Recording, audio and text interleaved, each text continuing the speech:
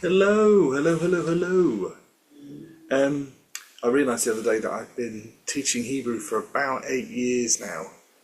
My current longest standing class is about 4 years old, and we just moved from the book of Bereshit into the book of Shemot, from the book of Genesis into the book of Exodus, because we like to go through very, very slowly, about 10 psukim, 10 verses a week, and just go through and try and find all of the little discoveries. And every time I start a new class, I go back to the first chapter of Bereshit, of Genesis, and read it again. And because of just reading that over and over again, I've kind of stumbled across some surprising things. And so I wanted to talk to you today about the first woman, which I think is a fascinating subject. In part, it's fascinating because we have so many preconceptions about what the story says.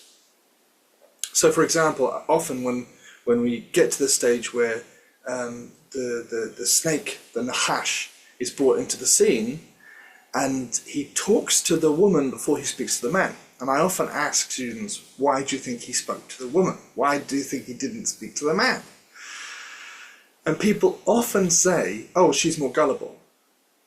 And I was thinking, that's a crazy thing that seems to be a common misconception. It's something that keeps on coming up. Why do people think that the woman is gullible? Why do people think that she was somehow a soft target for their perception of this kind of evil snake?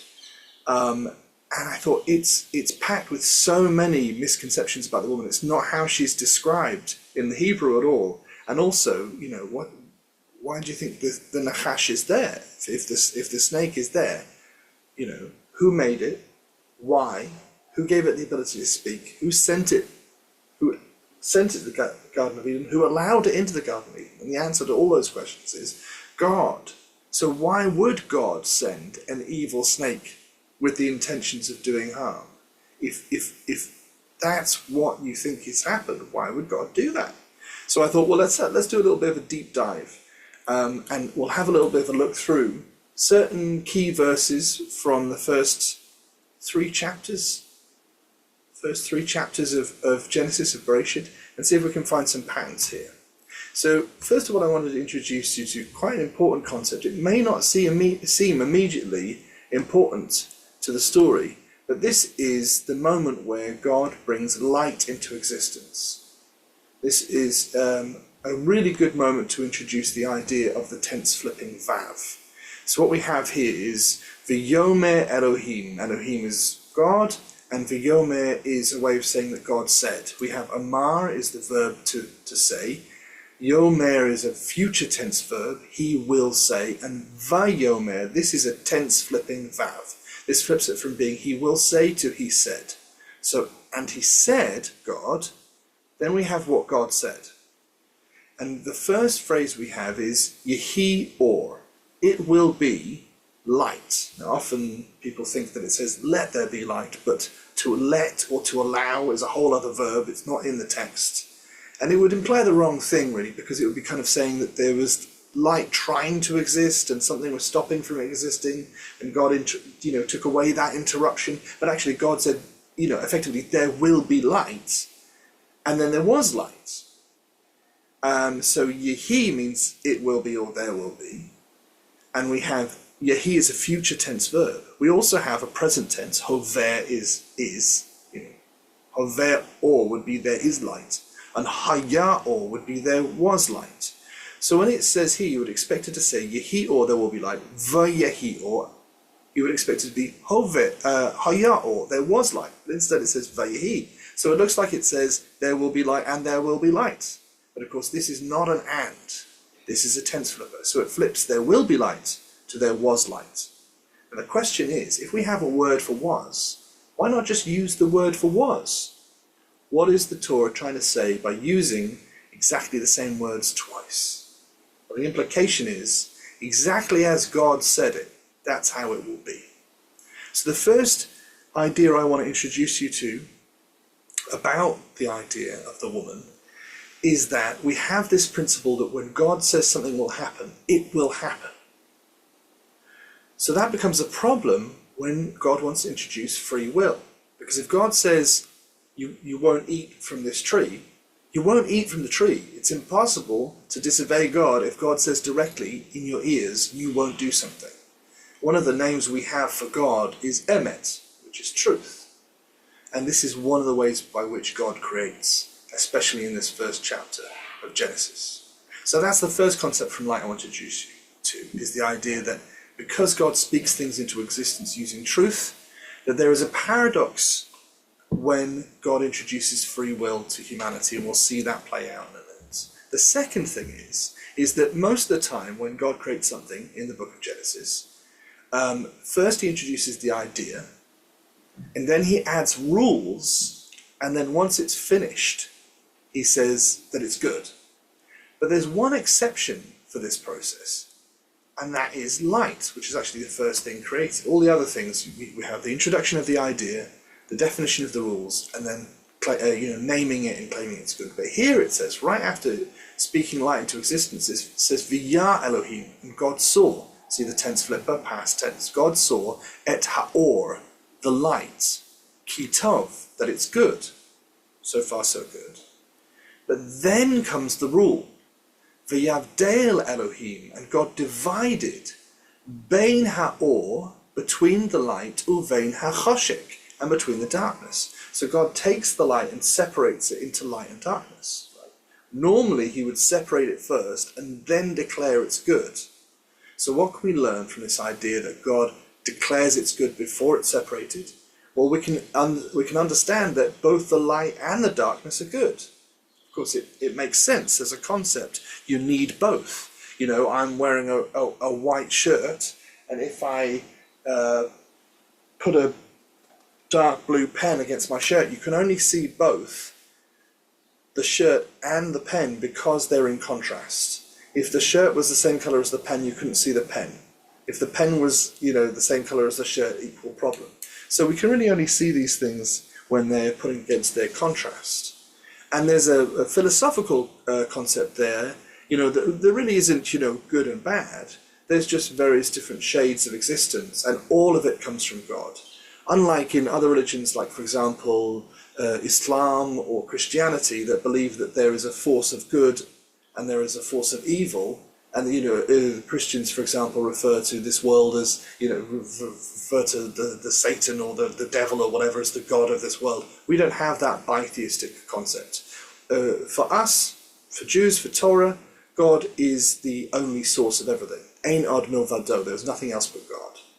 So we don't split things up like this. So actually everything comes from God, and therefore everything is part of God's plan. Even the stuff that we find difficult, we approach this with the philosophy that in some way it must be coming from the good. So we can apply this same idea when it comes to humanity. When God brings the human into existence and declares that it's good, and later separates it into the masculine and the feminine, we realize, just like the light, we had a prototypical human, and then God said this will work better if we have a masculine and a feminine that come together in oppositional collaboration, let's say, put it like that, in the same way as light works here. So let's see that play out. Okay. Now we're going to jump to Genesis 1:26. We were a second ago we were Genesis 1:3 and Genesis 1:4. Now we're going to jump forward to 1:26, when God is planning the bringing about of mankind.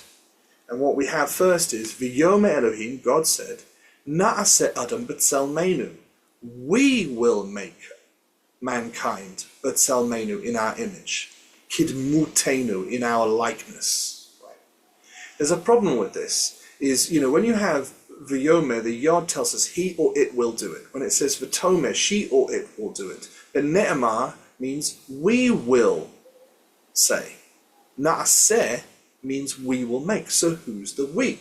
Now, of course, the Christians will claim that the other part, this is one of the other parts of their three gods, or three gods in one, however you want to argue that. It doesn't really work for our theology, because God says in the Bible so many times, I am one, there is no other, is there any God like me? I know of none, I do not share my glory with anyone.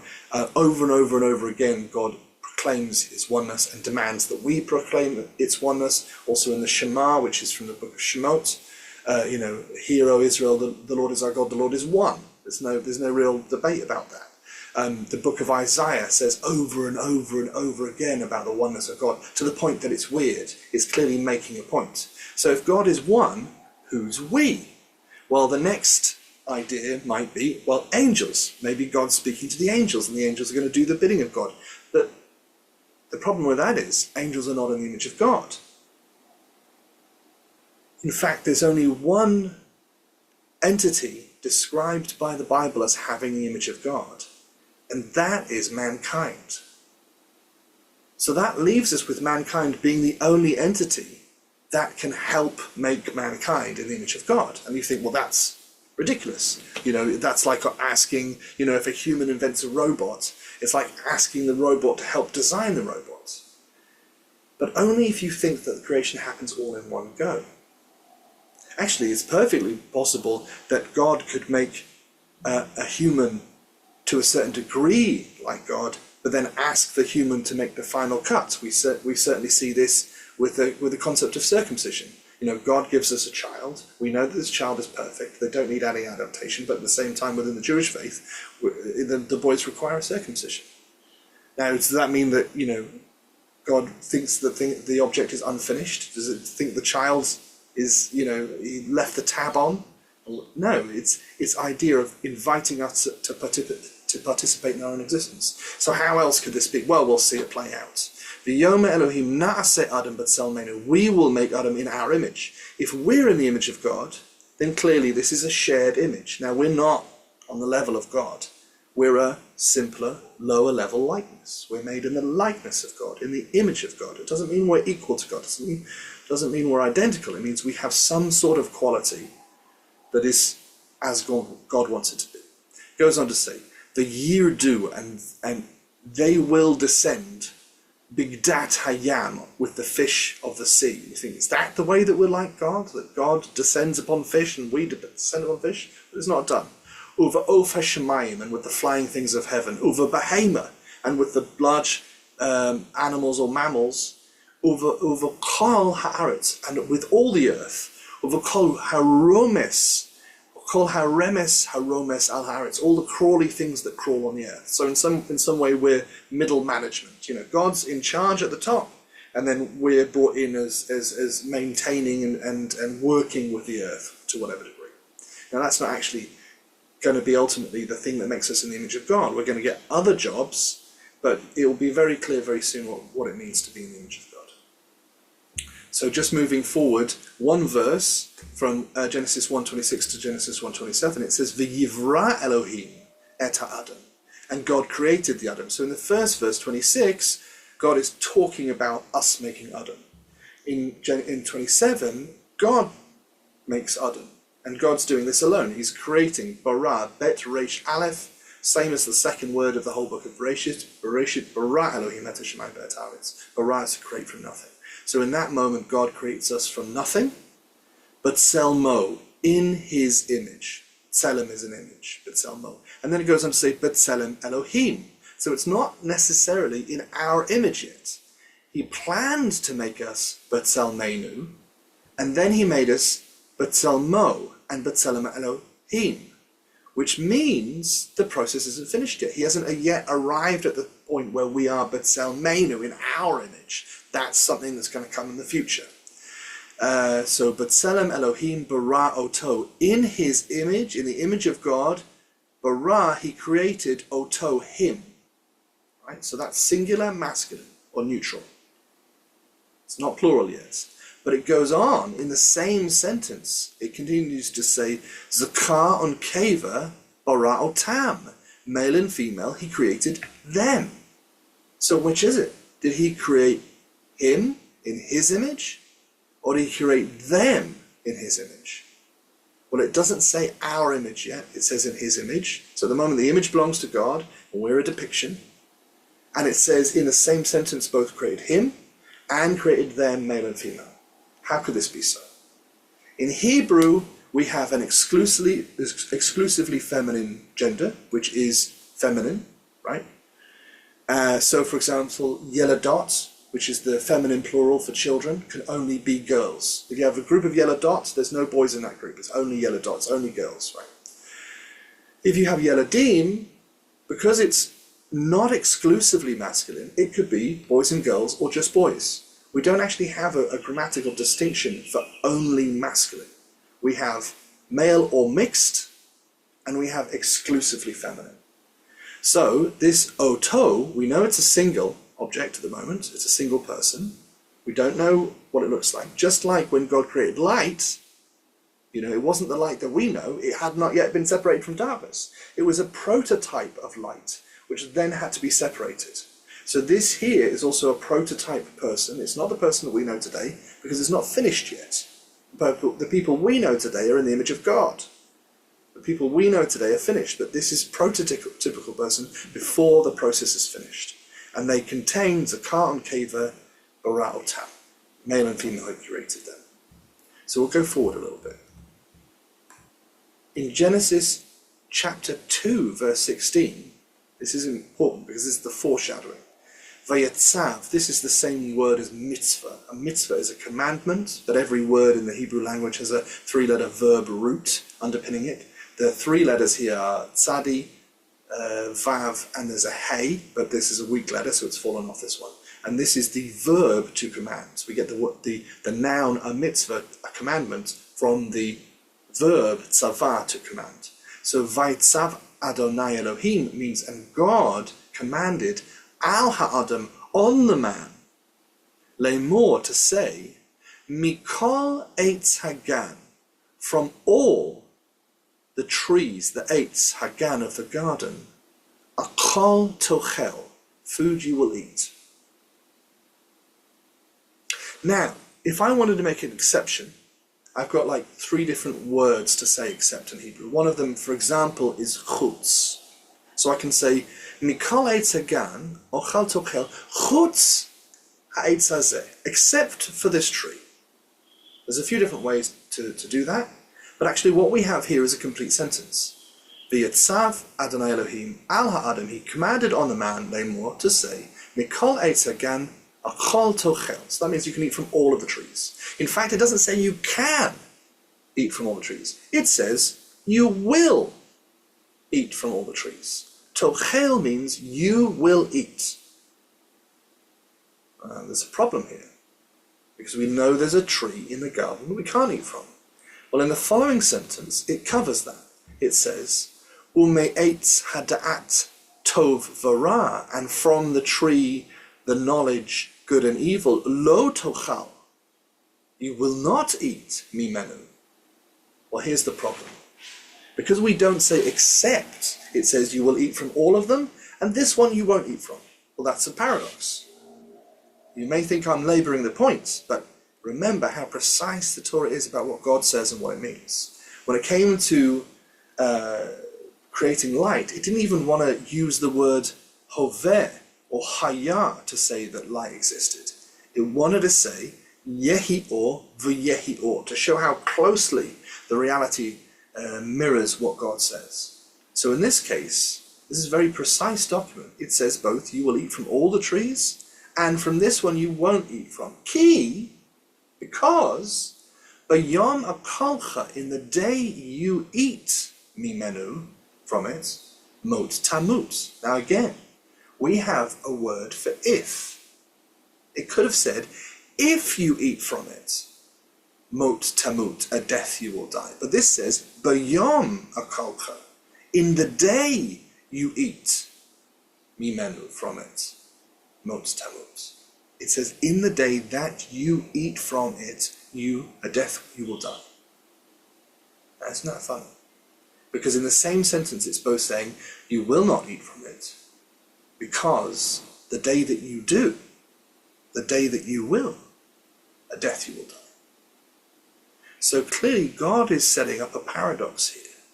Both statements are true. There's from secular fiction, in fact from Christian fiction, I'm going to use an example. There's an author called Darren Brown who wrote a conspiracy theory kind of murder mystery book about Catholic theology. And at the beginning of the book he says, everything after this point here is fiction. And the next page he says, everything after here is the truth. It's a very clever sentence. What he's done there is he's made the page that says this is all the truth after the page that says this is all fiction. So also to say this is all truth is part of the fiction. Well, God has done this here. He said you will eat from all of the trees, which is true. That's what happened. And then he says, but the day that you eat from this, a death you will die. Now, they didn't die on the day they ate from it. But on the day they ate from it, they became mortals. The Buddhists say from the day that we are born, we are dying. We start to decay. But what this is effectively saying is, if you choose to eat from this fruit, you are a mortal. If you choose not to, you're not a mortal. And we'll see that play out. God actually addresses that head on when we go through the future verses. So then God completely changes direction immediately after saying a death you will die if you eat this. He goes on and says, V'yomer Adonai Elohim, God said, Lo tov hayot ha'adam levado. It's not good for a man to be alone. E'eseh lo, I will make for him an ezer kenegdo, a helper like against him. Now there's a couple of different ways to interpret this word kenegdo. What it literally means is like against him. Right. Interestingly, a lot of the translations will say, I will make a helper for him. Well, all you have to do for that is e'eseh lo ezer. I will make for him a helper. So if somebody is choosing not to translate the word kenegdo, that is a deliberate choice to obscure from you some of the meaning of the Torah. Now there's two ways, as I said, to interpret this. Neged can mean equal to. This is against that. This is equal to that. They're against each other. So one of the meanings can be a helper who is equal to him. Not a helper who serves him, not a helper who is beneath him, who is his servant or his subordinate. No, a helper like an equal. Or the other one can mean like a helper against him. Now, anyone who's married understands that joke. Your wife, if you have a wife, your wife doesn't help you by helping you. She doesn't help you by doing what you say, especially in a Jewish marriage. She helps you by holding you accountable. She helps you by challenging you, by pushing you, by elevating you, by demanding the best version of you, and you have to live up to that. Right? Now, it happens to a certain degree in both directions, but it really happens more. It's much more that the wife demands more of the husband, and that improves him. It might be uncomfortable while it's happening, but you know what? I'm glad that I have someone dragging me up by my bootstraps. Right? So that's what God declares. This is marriage, someone who is your equal. And then he goes off and he does this strange thing. Now we're going to skip over it, but he starts creating animals and he brings them in front of the man to see what he would name them. And you think, why is God doing this? Does he really think that Adam's going to marry a horse? Well, sometimes God will cause a tableau, will act out a scene in order to teach us something. And at the end of parading all these animals in front of Adam, he says, but amongst them he did not find lo matzah ezer kenegdo. He did not find a helper against him or an equal helper.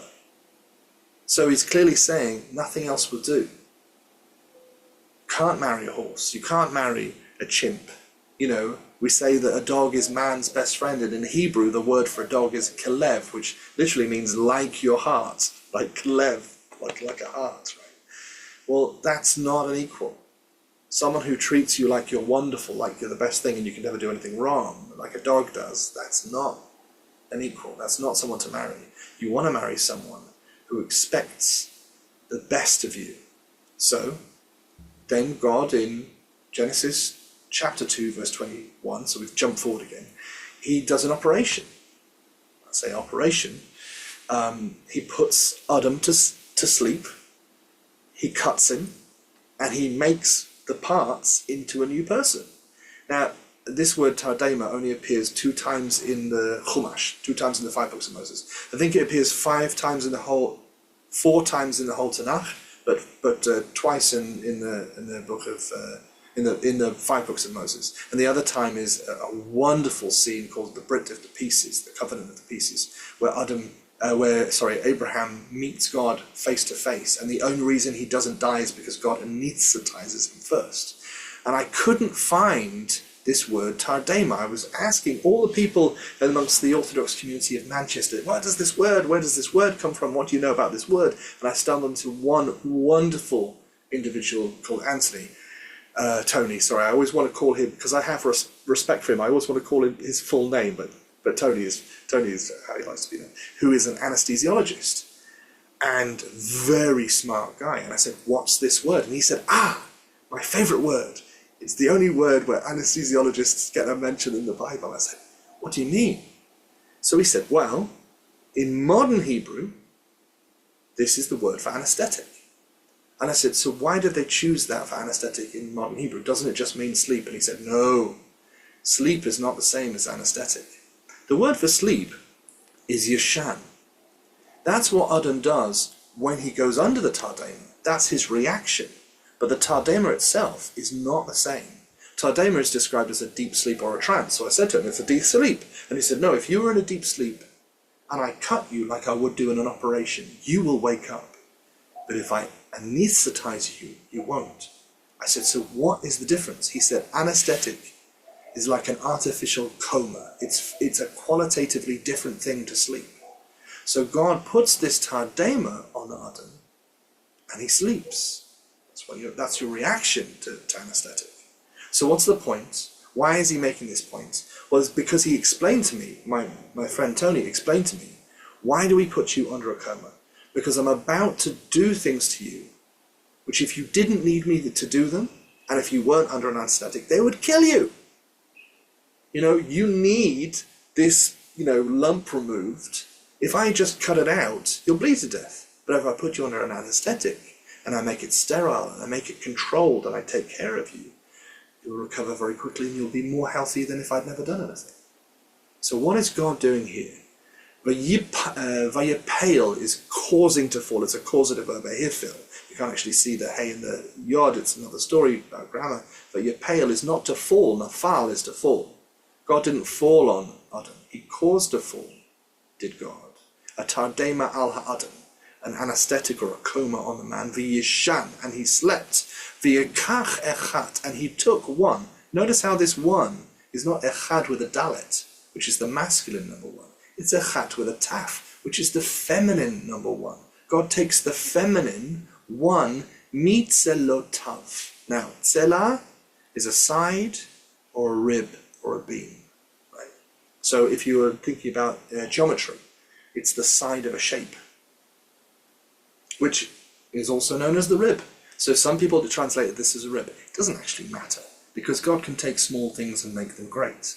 But it makes more sense that it is a side, because it says one, mi means from, tzelot means sides plural, one from, and the vav here is his, so one from his sides. So he has two sides. He has the masculine side, he has the feminine side. He takes one from these sides, happened to be the feminine one.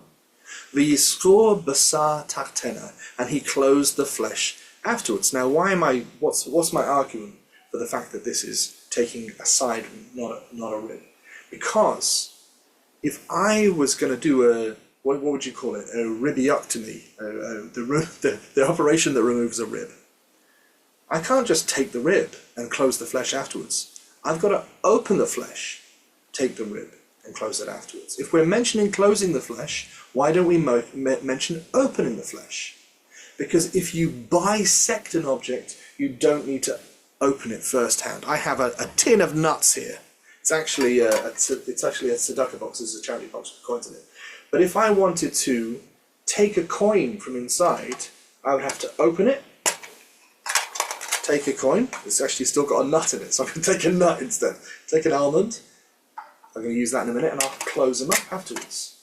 But if I was taking, if it was not the object inside that mattered, but the whole object, if I wanted to take half of this tin, I could just cut it down the middle, take it, and I don't want the coins to fall out, so I've got to close it afterwards. That's a different description. To take a side without opening first, and then close afterwards. Clearly the opening and closing is important. But it's opened by taking a side. I don't need to do an extra process. So that's what's being described here. So an aspect or a side of the man is taken, and then the flesh is closed afterwards. V'yaven Adonai Elohim. This then here is not a son, it's a ben, like to bone. This is a verb. V'yaven, and he built, Adonai Elohim. Et hatzela, he built the side, asher lakach, that he took, min ha'adam, from the man, le'isha, he built it for a woman.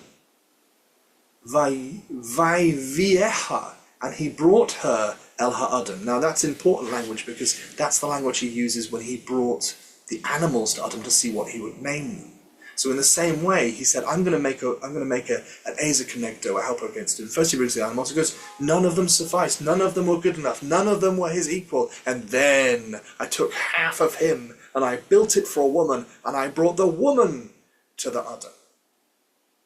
That's when we realize we have an Ezer Connector, a helper against him, or a helper who is equal. Now we're going to jump forward again to Genesis chapter 2, verse 25. This is right at the end of chapter 2. And we're introducing the idea of the Gan Eden. Now, they've been put in the garden already, and then they were taken out, put into, and then brought back. And it tells us something super strange. It tells us, V'yiyu, and they were, by the way, this U function on the end of the Yehi. You saw Yehi or V'yehi or earlier. Right? Yehi means there will be, or it will be. Vayhi is with a tense verb, it means it was. And if you put an U on the end of that, you get the plural. They were. And they were, Shnehem, the two of them, literally the two of them, Arumim, naked, Ha'adam ve'ishto, the man and his wife. Okay, this is a strange thing to tell us. You didn't tell us that the dog was naked. You didn't tell us that the horse was naked or the fish were naked. Suddenly nakedness is important. Okay, so what else? Part 2 is, V'yit bashashu. The root of bush, of bashash, is shame. But this is a particular kind of verb. This is a hitpa'el. That's why it's got a taf here. I'm going to turn it purple to say this is part of the binyanim. A hitpa'el is when the subject and the object are the same character. When one does a verb to oneself, or a character does a verb to the character's self. So it's not just that they weren't ashamed, it's that they did not shame themselves. You see the plural u at the end? They did not shame themselves. V'lo yitbashashu. They did not shame themselves, or they were not self-ashamed. Now, imagine your family. Your family goes down to the beach. In a strange and confusing occurrence, everybody's on the beach and they're all naked. Everybody's embarrassed. The teenagers are embarrassed, the parents are embarrassed, the grandparents are embarrassed. Who's the only character that's not embarrassed? Who is the only character in a family that's allowed to run around naked on the beach and doesn't feel any shame? The toddlers, the babies, the youths, the prepubescent children. They have no concept of naked, they're not embarrassed. I've got a very cute nephew who is currently 9 months old. You know, his mum will wash him in the same room as everyone else. She'll change his nappy wherever she needs to do it. But, you know, the older he gets, the more she'll give him privacy and dignity. But it means nothing to him right now because he's a baby. He doesn't think about these things. So, it's telling us something. These people are not self-conscious. They have no concept of tzniut. They have no concept of shame or embarrassment. For them, nakedness is irrelevant. That also implies that they have no concept of sex. They have no concept of sexual awareness. They are innocent like children. That's the opening premise. Now, I was talking to my wife's cousin yesterday, and she said, so what, you know, my daughter is like this. My daughter, you know, I feed her, I clothe her, I change her. She has no concept of nakedness, and it's not a problem. There's nothing wrong with this. I said, absolutely, but do you want her to stay like that forever? Or do you want her to grow up and leave the family home? He said, yes, I don't want her like this forever. Yeah, I said it's appropriate when they're first born. It's appropriate when they're little. But you want them to grow up and realize who they are, clothe themselves, have a bit of, you know, appropriateness in terms of when they're clothed and when they're naked. And eventually you want her to realize her own sexuality and, you know, hopefully find a nice man who'll look after her, and they'll settle down and they'll get married and they'll have children of their own. It's all part of the process. And this, what we're about to see here, is the first time that process occurred. So, The next verse is chapter 3, verse 1. V'hanachash, and the snake, haya, was arum, naked. Wait a second. It's very strange. In fact, it says, hanachash haya arum mikal chayat hasadeh, from all of the life of the field. It was the most naked. What are we talking about? A minute ago, arum meant naked. Arumim meant plural characters being naked.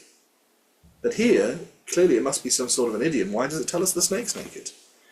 Well, the peshat, the clear meaning of this, is actually an idiom. It's an ancient idiom that means about someone being smooth talker. It's not something we use in English, so it seems strange to us. But when we say someone's a smooth talker, we don't mean anything about the quality of the sound coming out of their mouth, or that they've got no taste buds. When someone has a silver tongue, they don't literally have a prosthetic tongue made of a precious metal. No, we're talking they're a smooth talker. They're convincing. They're persuasive, and that pshat is the meaning of this nachash. But the author of the Torah, Kadosh Baruch Hu, doesn't use a word right after one meaning. In the first case, it definitely means naked. So it's not an accident to use this word again. There are other ways to say smooth talker. There are words for being persuasive other than this. Clearly, it's important to see the word naked and naked in two different meanings right next to each other. And it's fair to say that if someone talks about a naked snake, there is a phallic connotation here. What we're saying is we're not talking about a penis. But what we're talking about is, in the first case, the man and the woman were naked and they weren't ashamed. In the second case, the snake was a smooth talker, but also there is the connotation, we're going to talk about sex. This is not a problem for Torah. This is not a problem for Judaism. We're not embarrassed about sex. We just think it should be in its proper context.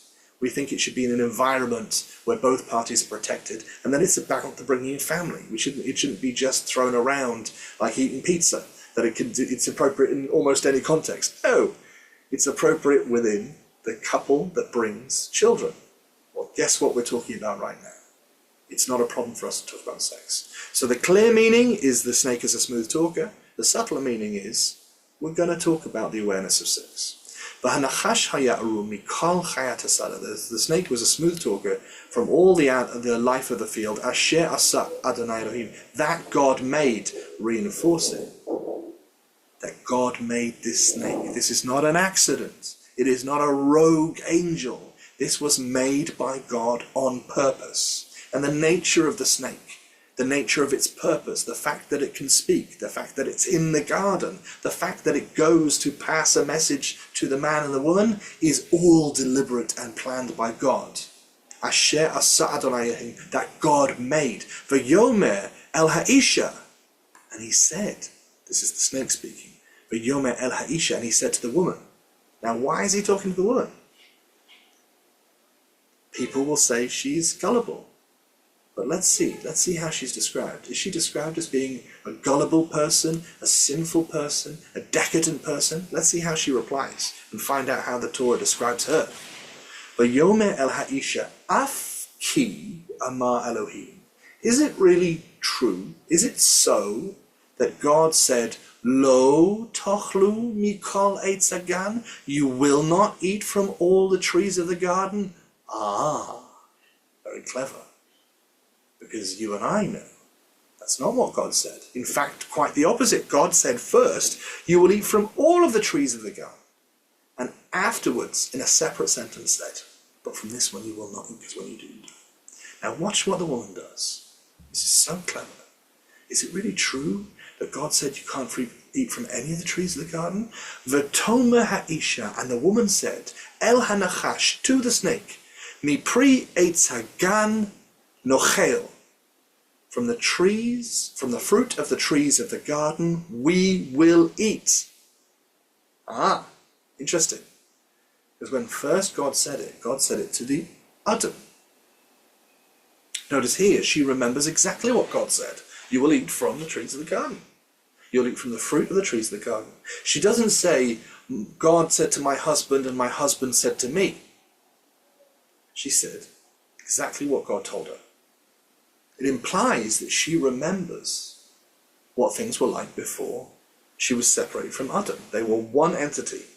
And she can quote God from back then. Does she seem Like a rasha? Does she seem like a stupid person or an evil person? She's quoting God very well, might I add.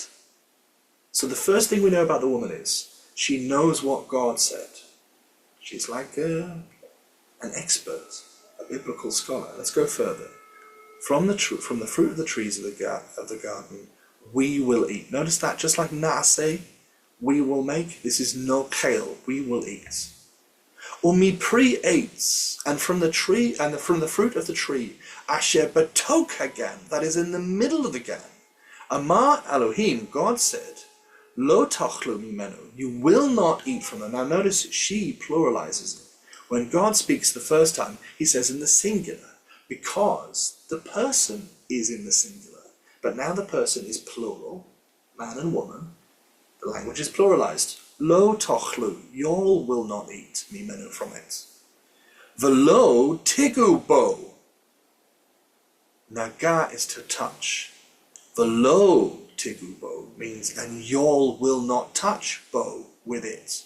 Bet means is a prefix which means in or with, and the vav with a little yamelcha on top of it means he or it. There's no distinction between he or it in Hebrew. So she can refer to a tree as being a he or an it, it doesn't matter. So she says you will not touch it. Pen temutun, lest you die. But wait, what has she done? Do you remember God saying you can't touch the tree? I don't remember God saying you can't touch the tree, and I've read this a lot of times in great care and great detail, and I don't remember God ever saying. Now, it's possible that God said it and didn't get recorded in the Bible. Maybe. In which case, she knows what God has to say even better than we who read the Bible every day. So she said tzadika. But if God didn't say it, then she's added to what God had to say. She's restricted herself even more than she needed to. That's called a chumrah. That's a hedge around the mitzvah. It's actually one of our commandments that we should put a hedge around the mitzvah to stop ourselves from doing a sin. Like, for example, I'm not allowed to write on Shabbat, but I'm allowed to hold a pen. But why would I hold a pen if I'm not going to write? So, we, humans, declared the pen muktzeh, something you cannot touch on Shabbat. It's not a mitzvah from the Torah. It's an extra mitzvah. It's a hedge to help me. Because if I can't touch a pen on Shabbat, I might reach for a pen and go, oh no, it's muktzeh, I can't touch it on Shabbat.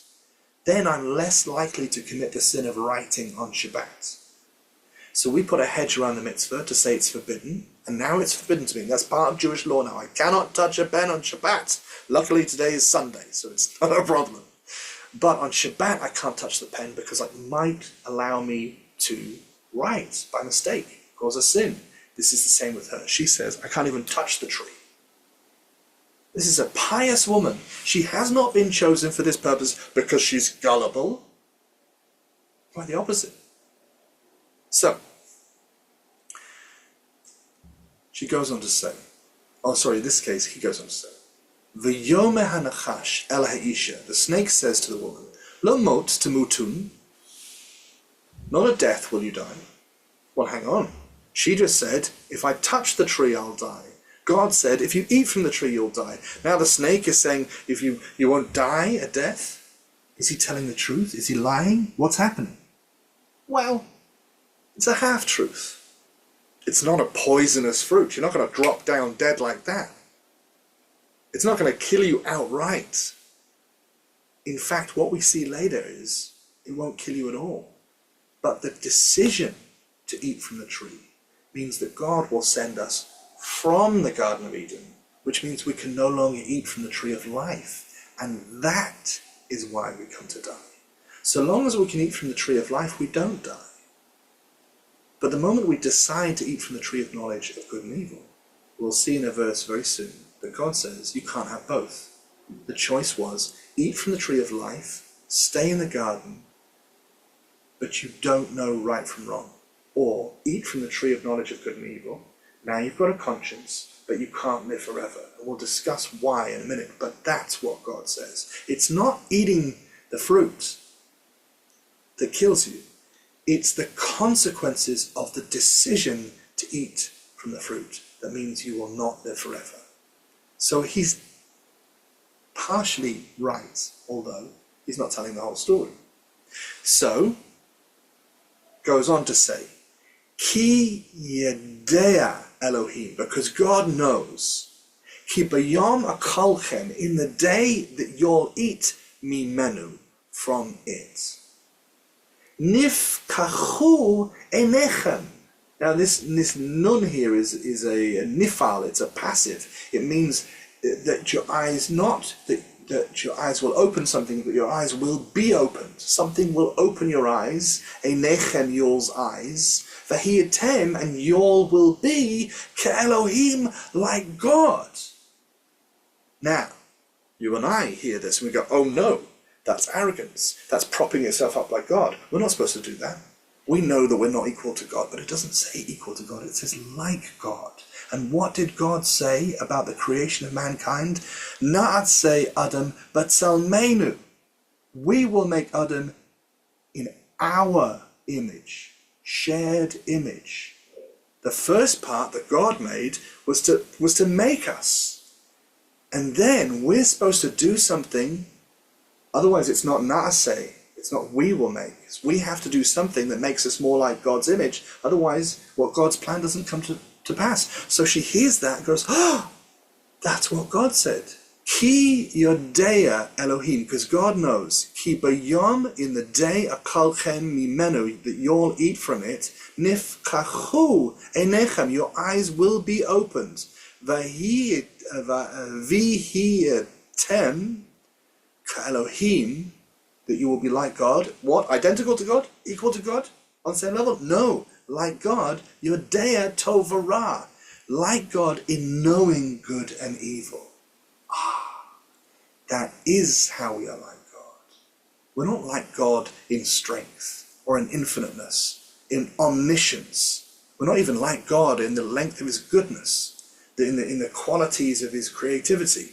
But we are like God, that we know right from wrong. A fox does not know right from wrong, nor a sheep, nor a whale, nor a tree, nor an angel. Angels do exactly what they are told. But we understand the difference between right and wrong in such a subtle way that we try and come up with clever paradoxes to trick ourselves.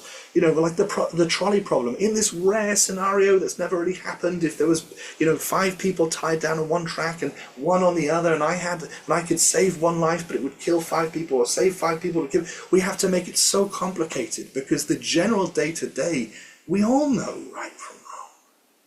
That's just some ability we have. But this is discussing, not only was this a God-given ability, the decision about whether or not we should have it was given to us by God. God gave us the choice. When first God gave us the choice, we didn't understand the paradox. God had to send a second voice to highlight for us that this was a choice. Why?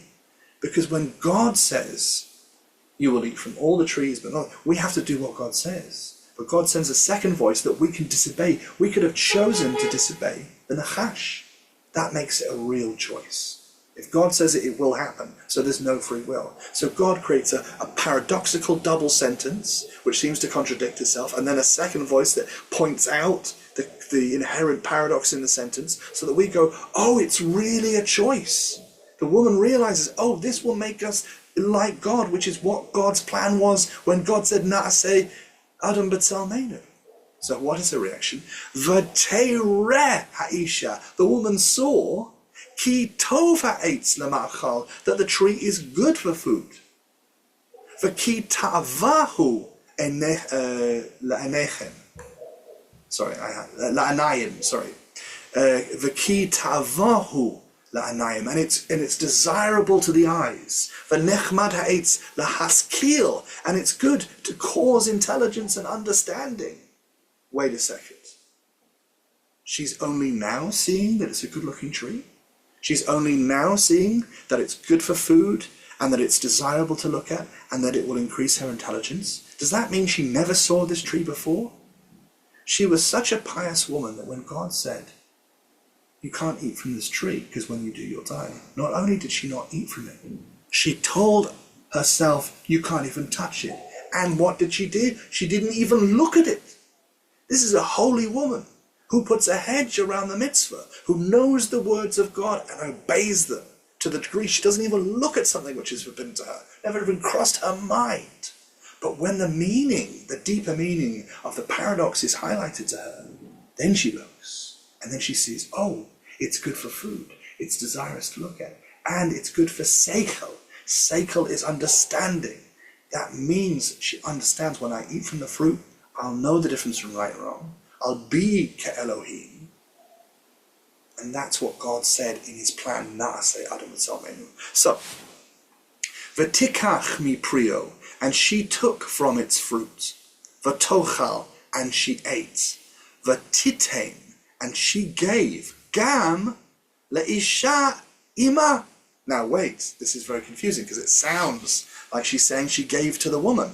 But no, there's two ways to say isha. Ish is a man. Eshet or isha is a woman.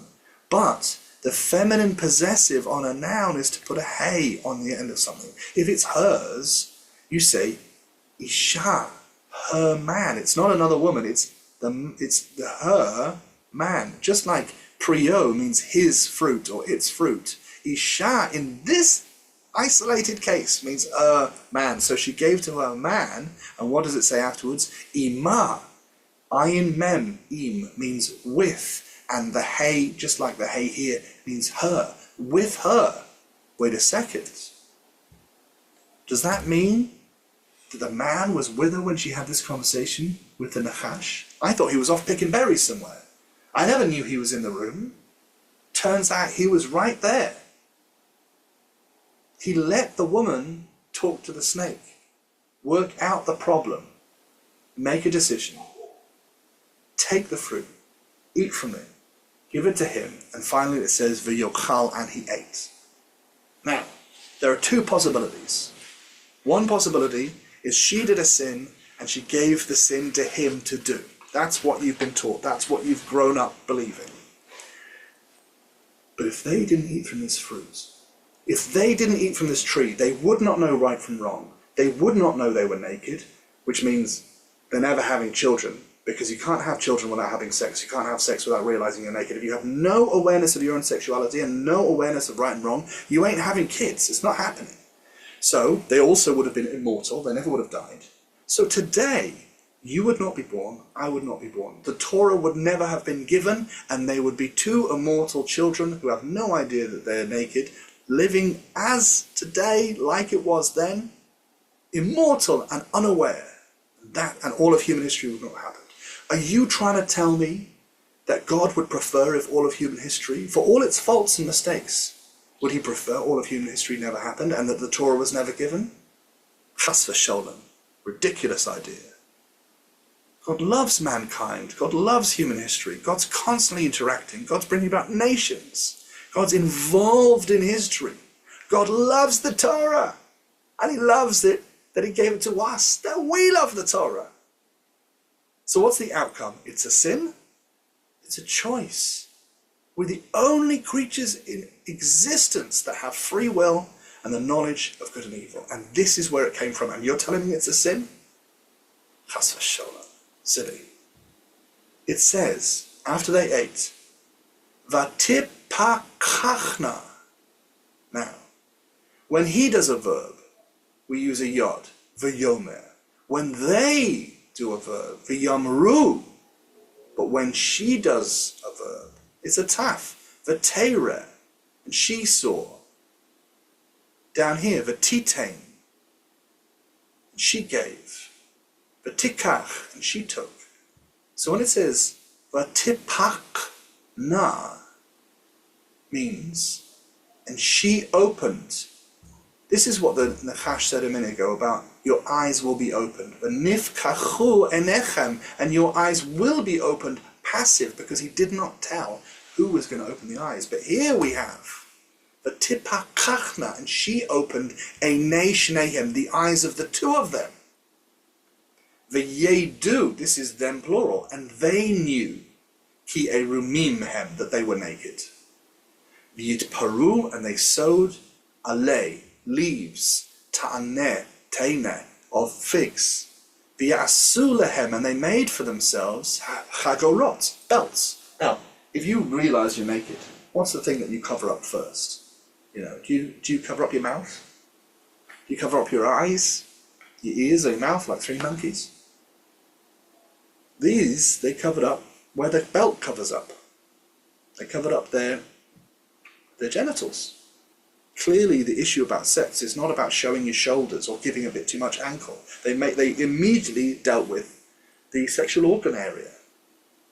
Maybe afterwards they then dealt with covering the breasts and covering the bottom, whatever. But the first thing they did was they made clothes to cover their genitals. Clearly, there is a connection between the embarrassment of nakedness, the desire to be tzniut, to be modest, and sexual intercourse. So now they're aware of their own sexuality. Okay, and they're embarrassed. Well, that's a consequence. Then comes Genesis chapter 3, verse 9. Now we've jumped forward again. There's a whole thing about hiding, yada yada yada, but God comes into the scene and it says, Vayikra Adonai Elohim. God called, not said. God summoned, hollered, called. Vayikra Adonai Elohim El Ha'adam, to the man, Vayomer, and he said, that's said, Vayomer lo, and he said to him, Ayecha. Ayecha. This is always translated as, where are you? But if you want to say, where are you in Hebrew, you say, Efor ata, where are you? This is Ayecha. Now there's a couple of possibilities. One possibility is Ayeh is an old form of where, and Ka can refer to you. But actually, you wouldn't have the hey, you'd have just a chaf, Ayecha. But this word here, Ayecha, is the name of the book of Lamentations, which is the question again and again and again, how? Yecha, Echa, how? So what is God asking? Is he asking, peekaboo, where are you? I can't see you. God knows where he is. What is asking is how? How did you get here? I see you're covering up your nakedness, so you understand you're naked. How did you figure out you were naked? Goes on to say, V'yomer et kolcha shemati. Your voice I heard began. So the Adam, the person, is saying, your voice I heard in the garden. Ve'ira ki erul menochi. And I was scared because I'm naked. He's answering a question that was not asked. If the question was, where are you? Why is he saying, I heard your voice and I got scared because I'm naked, so I hid? Doesn't answer, where are you? Even if it's asking, how did you get here? He's not answering that. He's answering something completely different. He's in a panic. He can't figure out whether he's done the right thing or not. Echaba, and I hid. V'yomer, mi higid lecha. Who told you, ki erumata, that you were naked? Now I want you to pause. I want you to hold two ideas in your head at once. On one hand, hold the idea that this is a sin, as you've always been taught. This is the fall of mankind and everything went wrong from here, and it's a big mess. And we were supposed to just stay in the garden and only ever be two people, and none of human history would have happened, and we never would have got the Torah. That's the plan. So hold that in your head. Beseder. Who told you you were naked? Fine. Mi higid lecha ki erumata. Who told you that you were naked? On the other hand, imagine that this was a puzzle for the people to solve. And he comes to the man and said, who told you that you were naked? How is it that you now know when you didn't know before? Now, are we really saying God doesn't know the answer to this question? Of course he knows the answer to the question. Is there anything God doesn't see? Of course not. So why is he asking the question? He's drawing the Adam into a conversation and saying, let's work through the problem together. Now, in a minute, Adam is going to say, I did this, she did that, the snake did this, yada yada yada, don't talk to me, talk to the woman. In fact, he says, the woman that you gave me. If he's blaming the woman, he's also blaming God. Because he's saying, I wouldn't have done this, she did this, and you gave me her, so you gave me her, she did this, it's all your fault, it's her fault. He's blaming everyone but himself. If he thinks that this is a sin, he's blaming the woman, he's blaming God. If he thinks that he's solved a great mystery, he's not blaming her. He's giving her credit, and he's giving God credit. You have to hold both those ideas in your head at the same time until you figure out, does the man think it was a sin? At that point, it will all become clear whether he's blaming her and blaming God, or giving her credit and giving credit to God. If he's giving credit to her and to God, he's saying, I didn't figure it out. She figured it out, and she figured it out because you gave her to me, and she figured it out, and this really comes back to you. Or, she did a sin because you gave me her. It's her fault and it's your fault. What's the nature of Adam? Is he the one to blame God? Is the one to give God credit? Let's talk it through. Then he asks a question. Sometimes hey can turn a sentence into a question. It's a special kind of hey. So min means from, but ha-min means, is it that min ha'etz, from the tree, asher tziviticha, that I commanded you? Now watch this. We have tzav is the verb to command. Tziviti means I commanded. Tziviticha means I commanded you. Levilti, to not achal mimenu, to not eat from there. So was he saying he commanded not to eat from it? Yeah, he commanded not to eat from it. He commanded him, you will eat from all the trees, and not this one, because when you do, you die. He gave him both commands. One of the commands was, don't eat it. The other commandment was, you're going to eat from all of them. So this doesn't actually break our point. This is perfectly within line. So is it true that from the tree that I told you not to eat from, Kalta, you ate? That's not an accusation. It's a very legitimate question. He's drawing the man's attention. This is how you know you're naked, because you ate from the tree. Maybe you didn't get it when she explained it. Maybe you didn't get it when the snake explained it. But I'm explaining it to you. The reason you know you're naked is because you ate from that tree that I was talking about. Now, I'm not going to go into the consequences now. I'm going to point them out because you already know what they are. We're jumping forward from Genesis 9, 10, 11. We're going to jump through to Genesis 3:20. From 3:11 to 3:20. A big jump. In that, we'll come back to that in a minute. That's the consequences. But you know what the consequences are already. The snake is cursed. It uses the word curse. Arur ata. Mikol chayat hasada. From all the animals of the field, from all the life of the field. There's no question. The snake is cursed. The question is, if the snake did exactly what it was supposed to, why is it cursed? What's the man's curse? The man has to leave the Garden of Eden. He has to work hard. He's going to plant kutz v'dada. He's going to plant thorns and thistles, but he's going to harvest grasses, and by the sweat of his brow, he'll eat bread. So you're going to plant rubbish plants that aren't good for eating. You're going to harvest better plants that are good for eating, and you're going to take those plants, you're going to make bread. So it means you're going to have to get a job. It's going to be hard work, but you're going to be successful. Is that a curse? It says that the ground is cursed from him, but of course it is. You've just been living in Gan Eden, where everywhere you go, you can pull fruit off the tree. It's like leaving your mum's house and going out into the real world and getting a job. It's going to be hard. You're leaving my home. It's going to be tough. You're going to have to work hard. Don't be lazy or you'll starve. That's what God's telling him. What about the woman? What's her curse? You're going to have babies, and that's going to hurt. Yeah, of course God has to explain this, because she's never had a baby before. How cruel would it be not to tell her it's going to be tough having babies? Also, you're going to desire a husband. That's even more tough than having babies. Well, you're tired of this lump? Right, come on. But it's not a curse. Chas v'sholem, we have never thought of babies as a curse. You should never think of a baby as a curse. It's a wonderful thing. And watch out for that when we see Adam's reaction to all of these consequences. So, V'yikra ha'adam shem ishto. The man called.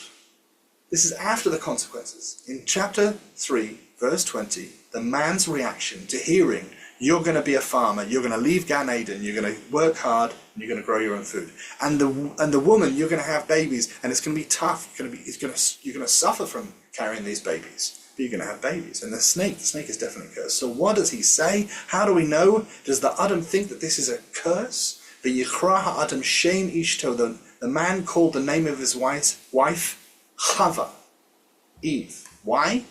Because he Hayatah, because she was the Ein Kol Chai, the mother of all life. When he hears the consequence of what they did in the garden is going to be that they have babies, he doesn't think about working hard in a field, going, I don't want to work hard, I want to eat trees for free.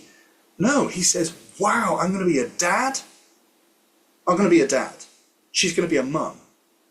I need to give her a name that honors the decision she made resulted in us having babies. Tell me that's a curse. You tell me that's a curse. God loves you. God wants you to grow up. God wants you to get a job and have a family and have babies. As a consequence of this, a man should leave his mother and his father, and he should join with his wife, and they should be one flesh. This is a good thing. It's not a bad thing. Stop framing this wonderful blessing that we get to be parents as the consequences of a sin. No, God gave you free will. You chose to continue having free will.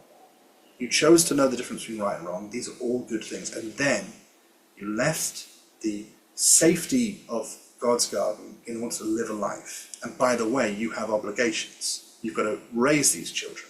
You've got to bring goodness into the world. You've got to do mitzvot. You've got to elevate the world so it's better than when you entered it. And please God, if you do that enough, if we all do that enough, the Mashiach will come, we'll have world peace, and the world will be perfected. It's not a bad thing. It's life. Don't complain about life. Don't moan like it's a curse. It's not a curse. It's a wonderful. V'yomer Adonai Elohim Hein, behold, God said, behold, ha'adam haya ka'echad mimenu, the man is become like one of us. Na'aseh Adam b'tselem menu, we will make Adam in our image. Now he's like one of us. Who's us? God and mankind, who are in the image of God in that they know right from wrong. It says here, Ke'echad mimenu, like one from us, l'da'at tov v'ra, to know good from evil. That was his plan in the beginning. V'ata, and now, atah with an ayin is now, atah with an aleph is you, atah with an ayin is now. V'ata, pen yishlach yado, lest he send his hand. V'lekach gam me'etz hachayim, and take also from the tree of life. V'akal, v'chay lo olam. He says, now I've got to send him out from the Garden of Eden, lest he take from the tree of from the tree of life and live forever. What's the problem? You're allowed to eat from the tree of life if you don't know the difference between right and wrong. If you know the difference between right and wrong, you can't live forever. Why not?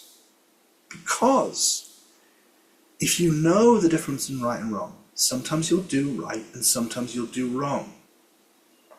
God says in the next generation when he's talking to Cain, isn't it so that when you do good, you will be lifted up, and when you don't do, sin will crouch at the opening to your tent, and it will desire you? So why can't we live forever? Because if we do good, fine, we live forever getting better and better and better. But if we do bad, we risk living forever as a sinner.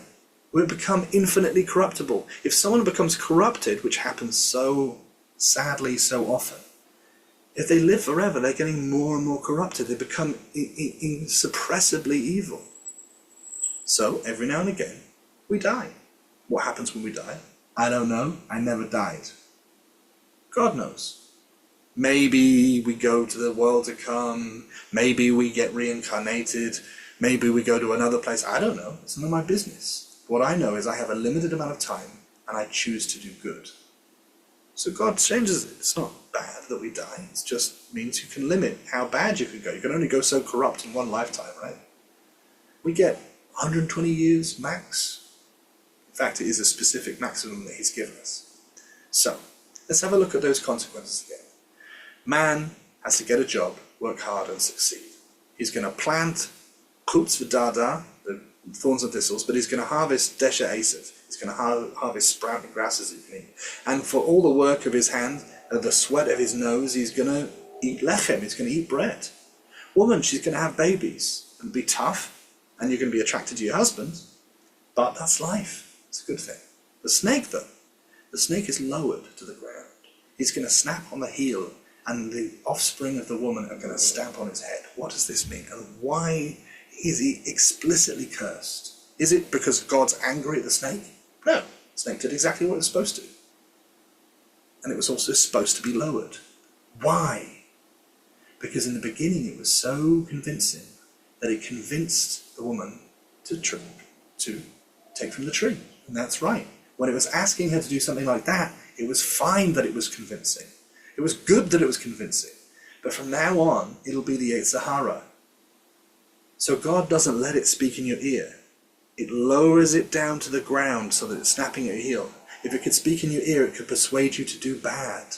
But if it's snapping at your heel, it's a pain. But you can overcome it. God tells us it's always going to be around. You're never going to get rid of it completely. There's always going to be Yetzer Hara.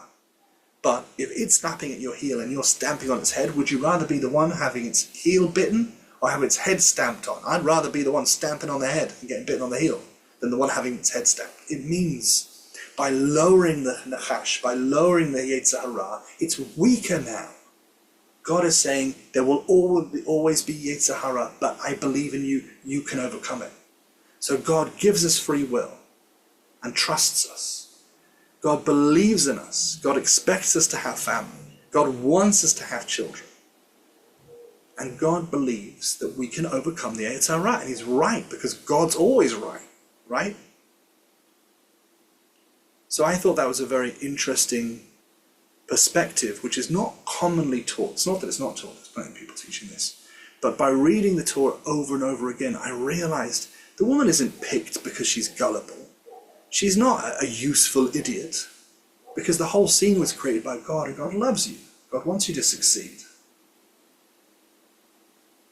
You've got to really, really read it. And don't just take what I say. Go back yourself, read it again and again and again. Challenge your assumptions and preconceptions. If you really think that they were cursed, read from Genesis chapter 3, verse 14. That's where all the curses are. Really, it's better until you decide whether they're curses or blessings to call them consequences.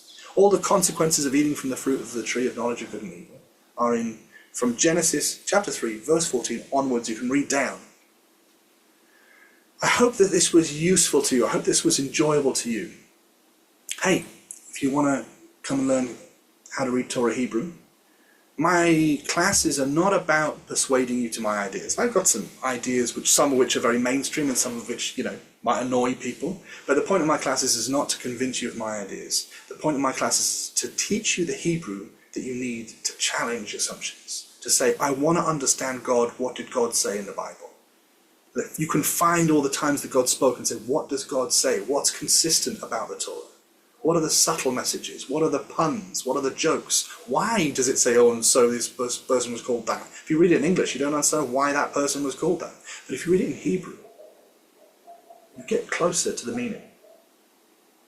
I teach you to look at the root under all the words so that you can really engage with the meaning of it. So drop me a line. Send me an email at mosheteaches@gmail.com, or leave a comment under the video, or contact me any way you want to. I'm also on Instagram as Word of Torah, at Word of Torah, same as I am on YouTube. So come find me. Let's have a chat. Let's make a plan. If you want to, you can learn as part of a class. That's always fun. If you can get 6 people together, then you can do it for 10 English pounds for an hour's lesson, or 10 American dollars, really not that much, each for a lesson. Or if you want to learn on your own, I'll do it for 20. Still, it's not going to break the bank, reasonably cheap, but good quality. Good quality, because the point is not to teach you what it says, but to teach you how to find out what it says for yourself. Now, I'm going to give my bias. But I encourage you, when you don't accept my bias, argue with me. Don't argue from emotion. Argue from Torah. Look at what the Torah says on a page. Make your case. Thank you very much for your time. Speak soon.